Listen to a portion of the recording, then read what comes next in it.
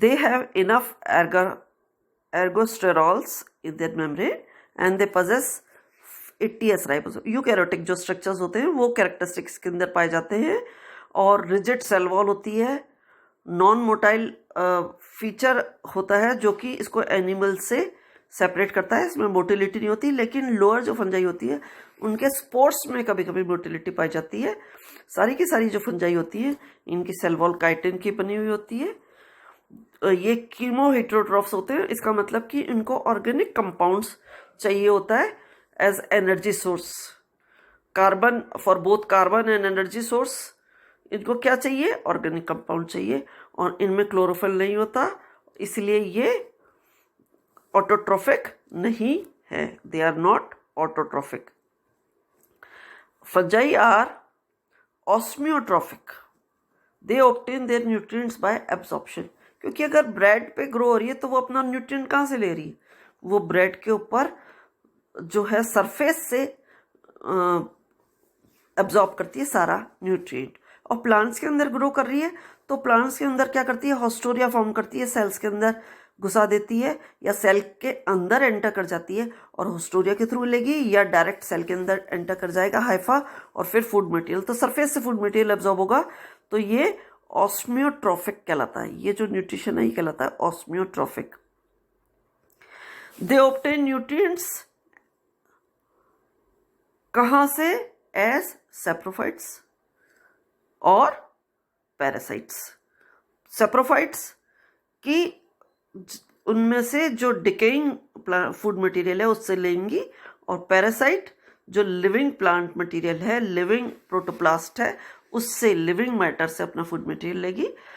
सारी की सारी फंजाई जो होती हैं they require water and oxygen, and they are no obligate and aerobes except yeast. Yeast होता है जो कि एनएरोबिक होता है, बाकी ऑब्लिगेट लगा हुआ है इसके अंदर। ऑब्लिगेट का मतलब तो 100% उनको वो कंडीशन मिलनी ही चाहिए। नो ऑब्लिगेट एंड एरोब्स, कोई भी ऐसा नहीं है जो बिना ऑक्सीजन के ग्रो हो सके। ऑक्सीजन इनको चाहिए, एरोबिक कंडीशन इनमें होती है। फैकल्टी ये चेंज कर सकते हैं, अगर नहीं है तो एनारोबिक हो जाए, वो फैकल्टेटिव कहलाएगा। लेकिन यहाँ टर्म लगा हुआ है ऑब्लिगेट। ऑब्लिगेट मतलब 100% उसको एंड एरोबिक कंडीशन चाहिए, और ये केस किस में हो सकता है? यीस्ट के साथ में। इसके बाद हम बात करते हैं कि ये जो फंजाई होती है ये रिप्रोडक्शन की, इसकी हम बात करें तो ये एसेक्सुअली रिप्रोडक्शन कर सकती है या सेक्सुअली। स्पोर्स इसका फॉर्मेशन होता है रिप्रोडक्शन में इसमें, और they grow either reproductively by budding के थ्रू हो सकता है, और by non reproductively by hyphal tip elongation. तो उसमें उसकी जो ग्रोथ हो रही है वो हाइफल टिप के इलोंगेशन के साथ हो रही है, और बडिंग उसके अंदर हो सकती है, उसके थ्रू इसमें रिप्रोडक्शन होता है। अब हम और बात करते हैं कि जो फूड स्टोरेज के अंदर होता है वो जनरली लिपिड के फॉर्म में होगा या ग्लाइकोजन के फॉर्म में होगा। इसके बाद मोल्ड्स और मशरूम्स जो होते हैं, इसमें यूनिसेल्युलर का केस मैंने तुमको बताया, यीस्ट का केस होता है। मशरूम और मोल्ड की अगर हम बात करें तो ये मल्टी सेल्युलर केसेस इसके अंदर पाए जाते हैं। मशरूम बहुत वेल नोन फीचर है, हमें पता है। एडिबल मशरूम भी पाए जाते हैं, और नेचर में आप लोगों ने जंगली मशरूम भी बहुत सारे उगते हुए देखे होंगे, जो कि ऐसे छाते नुमा उगे होते हैं बरसात के सीजन में। बहुत न्यूट्रिटिव जहाँ होता है वहाँ पे ये मशरूम्स उग जाते हैं, बट वो खाने योग्य नहीं है, एडिबल नहीं है, उनको हम खा नहीं सकते। जो खाने वाले मशरूम हैं वो मशरूम, बटन मशरूम और दूसरी तरीके के लोरोटस मशरूम और दूसरे तरीके के मशरूम जो होते हैं वो एडिबल मशरूम हमको जो वेजिटेबल मार्केट्स होते हैं वहाँ पे मिलते हैं। इन यीस्ट जो होती है, यीस्ट यूनिसेल्युलर होती है। मल्टी सेल्युलर मशरूम्स हो गए, मोल्ड्स हो गए, और they don't possess roots, stems और लीव्स। इनकी जो प्लांट बॉडी होती है वो थैलस कहलाती है, और थैलॉइड प्लांट बॉडी, जो थैलस जो टर्म है उस थैलस का मतलब ही यही होता है कि जब हम रूट, शूट और स्टेम में, लीव्स में हम डिफ्रेंशिएट नहीं कर सकते, तो रूट, शूट, स्टेम, लीफ इनमें डिफ्रेंशिएशन नहीं है, तो प्लांट बॉडी जो है इसकी वो प्लांट बॉडी थैलस होती है।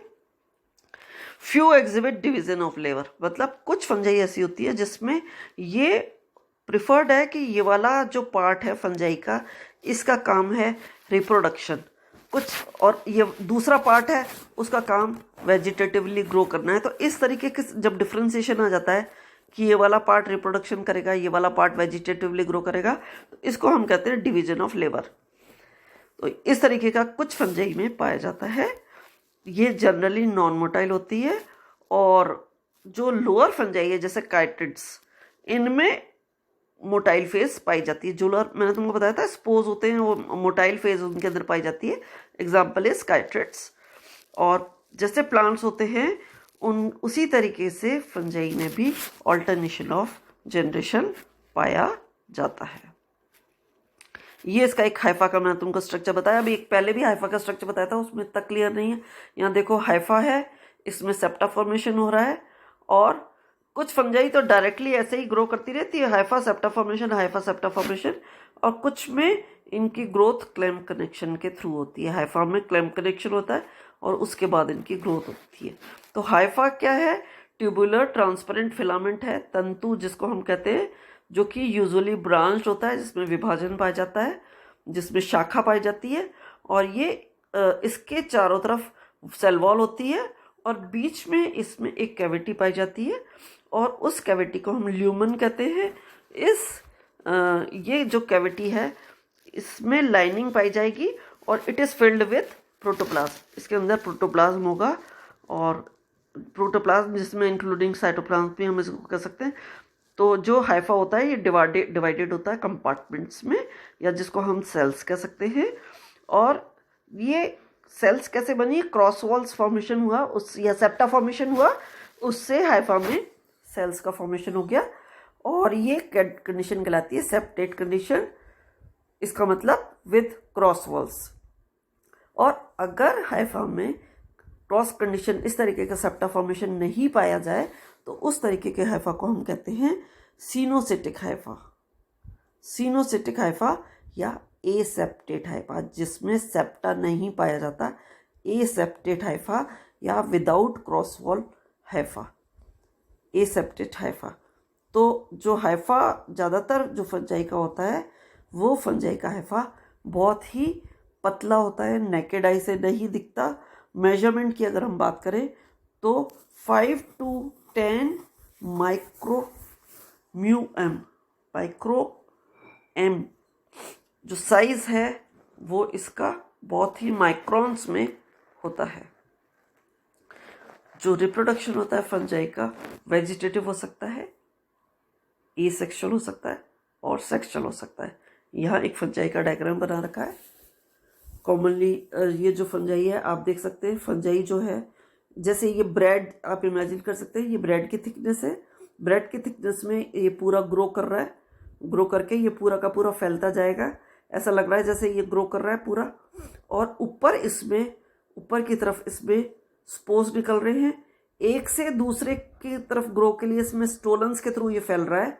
ये स्टोलन्स हैं बीच में, वापस इसमें ग्रो होकर के ये ऊपर की तरफ ग्रो हो गया, और ऊपर की तरफ ग्रो करके इसने स्पोरेंजियम बना ले, जिसमें बहुत सारे स्पोर्स बन गए।